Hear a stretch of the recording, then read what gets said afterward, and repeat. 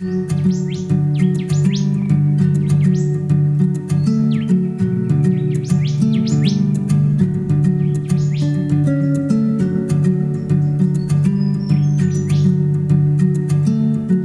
all seen the current effects of climate change. As bushfires become larger, more severe and more frequent, the impact upon Australia's bushland will be significant. Understanding how changing fire regimes affect ecosystems and biodiversity has become more important than ever. Fire is a natural and necessary occurrence in many of our Australian environments, but it can impact native vegetation and the animals that rely on it in many different ways, such as stimulating the germination and reproduction of certain plant species, or creating a more diverse ecosystem by changing the composition and balance of an environment to favour different species at different times.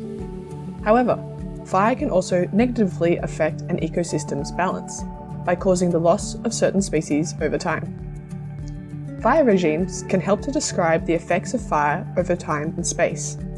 Multiple components make up a fire regime, including fire intensity, severity, frequency, season, type, and extent. One element of a fire regime that indicates how a fire will affect a landscape is fire severity.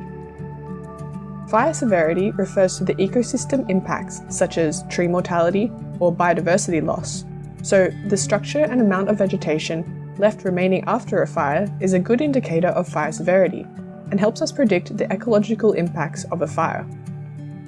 There are a few ways we can measure fire severity.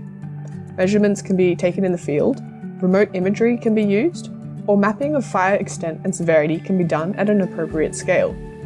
Use of these techniques can help predict landscape impacts. Hear from Nature Conservation Council ecologist Hannah Etchells about ways to measure fire severity in the field. I am out here in Kangaroo Valley in Wadi Wadi country in some dry sclerophyll forest down Mount Scansey Road. That was burnt in very early days 2020 in like summer. And what we're trying to work out today is at what severity this fire burnt. So there's a couple of different ways that we can measure that. So the first thing that we would do is get to a site and have a look around. So if we look up, we can see that the canopies here are still intact. The fire obviously didn't get right up into the tops of those trees, and so those leaves are still alive. But we can see that there is some charring right up, almost right up towards the canopy. So the fire here was pretty severe. So that's one way we can get sort of a, I guess, anecdotal idea of the severity. But a way that we can actually put a number to that, and it's quite an elegant little thing that scientists have figured out how to do, and it gets done all over the world to measure fire severity in all sorts of different ecosystems, is to measure the smallest remaining terminal twig on a burnt plant.